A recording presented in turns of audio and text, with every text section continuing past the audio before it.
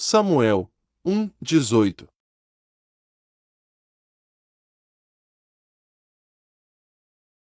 E os filisteus ajuntaram as suas forças para a guerra e congregaram-se em Socó, que está em Judá, e acamparam-se entre Socó e Azeca, no termo de Damim.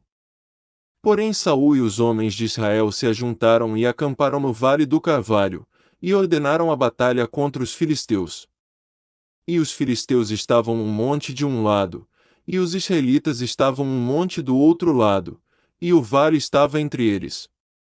Então saiu do arraial dos filisteus um homem guerreiro, cujo nome era Golias, de Gate, que tinha de altura 6 covados e 1 palmo. Trazia na cabeça um capacete de bronze, e vestia uma couraça de escamas, e era o peso da couraça de 5.000 siclos de bronze. E trazia grevas de bronze por cima de seus pés, e um escudo de bronze entre os seus ombros. E a haste da sua lança era como o eixo do tecelão, e a ponta da sua lança de 600 siclos de ferro, e diante dele ia o escudeiro. E parou, e clamou às companhias de Israel, e disse-lhes: Para que saireis a ordenar a batalha? Não sou eu filisteu e vós servos de Saul. Escolhei dentre vós um homem que desça a mim. Se ele puder pelejar comigo, e me ferir, a vós seremos por servos, porém, se eu o vencer, e o ferir, então a nós sereis por servos, e nos servireis. Disse mais o filisteu: Hoje desafio as companhias de Israel, dizendo: Dai-me um homem, para que ambos pelejemos. Ouvindo então Saul e todo Israel estas palavras do filisteu, espantaram-se, e temeram muito. E Davi era filho de um homem efrateu, de Belém de Judá, cujo nome era Jessé, que tinha 8 filhos, e nos dias de Saul era este homem já velho e adiantado em idade entre os homens. Foram-se os 3 filhos mais velhos de Jessé, e seguiram a Saul à guerra, e eram os nomes de seus 3 filhos, que se foram à guerra: Eliabe, o primogênito, e o segundo Abinadab, e o terceiro Sama. E Davi era o menor, e os 3 maiores seguiram a Saul.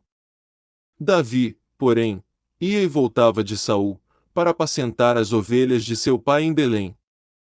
Chegava-se, pois, o filisteu pela manhã e à tarde, e apresentou-se por 40 dias. E disse Jessé a Davi, seu filho: Toma, peço-te, para teus irmãos um efa deste grão tostado e estes 10 pães, e corre a levá-los ao arraial, a teus irmãos. Porém estes 10 queijos de leite leva ao capitão de 1000, e visitarás a teus irmãos, a ver se vão bem, e tomarás o seu penhor. E estavam Saul, e eles, e todos os homens de Israel no vale do Carvalho, pelejando com os filisteus. Davi então se levantou de madrugada, pela manhã, e deixou as ovelhas com guarda, e carregou-se, e partiu, como Jessé lhe ordenara, e chegou ao lugar dos carros, quando já o exército saía em ordem de batalha, e a gritos chamavam a peleja. E os israelitas e filisteus se puseram em ordem, fileira contra fileira. E Davi deixou a carga que trouxera na mão do guarda da bagagem, e correu à batalha, e, chegando, perguntou a seus irmãos se estavam bem. E, estando ele ainda falando com eles, eis que vinha subindo do exército dos filisteus o homem guerreiro, cujo nome era Golias, o filisteu de Gate, e falou conforme aquelas palavras, e Davi as ouviu. Porém todos os homens em Israel, vendo aquele homem, fugiram de diante dele, e temiam grandemente. E diziam os homens de Israel: Vistes aquele homem que subiu? Pois subiu para afrontar a Israel, há de ser, pois, que, o homem que o ferir, o rei o enriquecerá de grandes riquezas, e lhe dará a sua filha, e fará livre a casa de seu pai em Israel. Então falou Davi aos homens que estavam com ele, dizendo: Que farão aquele homem, que ferir a este filisteu, e tirar a afronta de sobre Israel? Quem é, pois, este incircunciso filisteu, para afrontar os exércitos do Deus vivo? E o povo lhe tornou a falar conforme aquela palavra, dizendo: Assim farão ao homem que o ferir.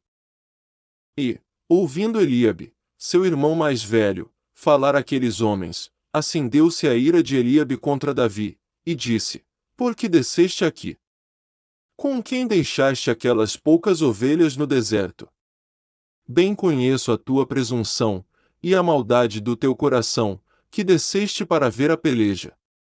Então disse Davi: Que fiz eu agora? Porventura não há razão para isso. E desviou-se dele para outro, e falou conforme aquela palavra, e o povo lhe tornou a responder conforme as primeiras palavras.